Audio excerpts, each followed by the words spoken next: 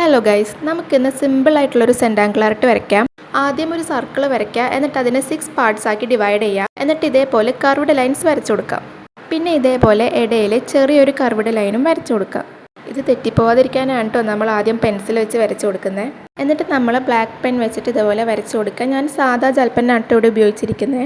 പിന്നെ not the point, നമ്മൾ ആദ്യം വെച്ച സർക്കിൾ ഇല്ലേ, അത് 6 പാർട്സ് ആക്കി ഡിവൈഡ് ചെയ്യാൻ വേണ്ടി മാത്രം വരച്ചാണ് കേട്ടോ. അത് കഴിഞ്ഞ് അത് മായ്ച്ചളഞ്ഞേക്ക്.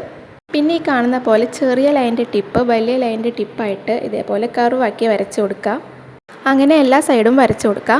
ഈ സെൻറ്റാങ്കിൾ ആർട്ട് എന്ന് പറയുന്നത് വെറും ഒരു ആർട്ട് മാത്രമല്ല, നമ്മുടെ മൈൻഡ് റിലാക്സേഷനും ഓവർ തിങ്ക് ചെയ്യുന്നത് കുറയ്ക്കാനൊക്കെ ഇത് ഒരുപാട് ഹെൽപ്പ് ചെയ്യും കേട്ടോ. ഞാനിതിനെ ആദ്യം ഡൂഡിൽ ആർട്ട് എന്നൊക്കെയാണ് വിളിച്ചിരുന്നത്, പിന്നെയാണ് സെൻറ്റാങ്കിൾ ആർട്ട് എന്ന് മനസ്സിലായത്. ഓവർ തിങ്കേഴ്സിനൊക്കെ ഇതൊരു ബെസ്റ്റ് ഓപ്ഷനാണ്. മാത്രമല്ല നമ്മുടെ കോൺസെൻട്രേഷനൊക്കെ ഇമ്പ്രൂവ് ആക്കാനും ഇത് ഹെൽപ്പ് ചെയ്യും. മാത്രമല്ല ഇതിൻ്റെ ഫൈനൽ ഔട്ട്പുട്ട് കാണുമ്പോൾ നമുക്ക് കിട്ടുന്നൊരു സാറ്റിസ്ഫാക്ഷൻ ഉണ്ട്. അതാണ് ഇതിൻ്റെ മെയിൻ ഫാക്ടർ എന്ന് പറയുന്നത്. പിന്നെ ഇത് ചെയ്യാനായിട്ട് പ്രത്യേകം പെന്നും കാര്യങ്ങളൊക്കെ ഉണ്ടെന്ന് തോന്നുന്നു. ഞാനിവിടെ സാധാ ഒരു ഡ്രോയിങ് ബുക്കും ഒരു ജെൽ പെയിനാണ് ഉപയോഗിച്ചിരിക്കുന്നത്. അപ്പോൾ പറഞ്ഞു വന്നത് ഞാൻ വരച്ചിരിക്കുന്ന പോലെ ഫോളോ ചെയ്ത് അങ്ങോട്ട് വരച്ചു കൊടുക്കുക. ലാസ്റ്റായിട്ട് ഇതിൻ്റെ എഡ്ജസ് ഇതേപോലെ ഒന്ന് പെൻസിൽ വെച്ച് ഷെയ്ഡ് ചെയ്ത് കൊടുക്കുക. ഇതാണ് ഫൈനൽ ഔട്ട്പുട്ട്. എങ്ങനെയുണ്ട് നിങ്ങൾ കമൻറ്റ് ചെയ്യൂ കേട്ടോ. അപ്പോൾ ഇതുപോലുള്ള സെൻറ്റാങ്കിൾ ആർക്ക് നിങ്ങൾക്ക് ഇനിയും വേണമെന്നുണ്ടെങ്കിൽ കമൻറ്റ് ചെയ്യുക. അപ്പോൾ ഇഷ്ടപ്പെട്ട ലൈക്ക് ചെയ്യുക. ബൈ.